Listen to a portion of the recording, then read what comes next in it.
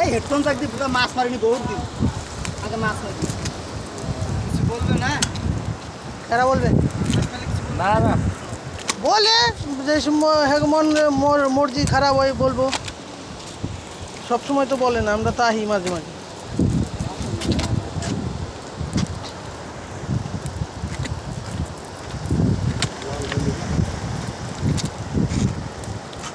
বাংলাদেশ থেকে নিয়ে আসছে জাল আই নাই পয়লা জাল তো ফালাইতে পারি না এই যে নেই সেটা মনে আছে এখান থেকে দিয়েছিলাম জাল নিয়ে মুড়াইয়া বেরো গেছিলাম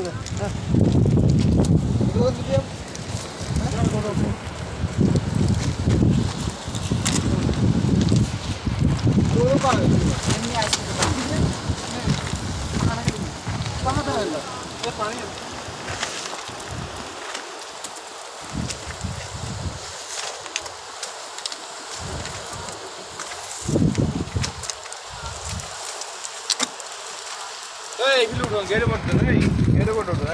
গেরে পড়তে আর উঠাবো আবার খেপতে কে খেপতে আবার খেপতে জায়গা হ্যাঁ আরেকটা খেপতে যা বাস বেশি মারি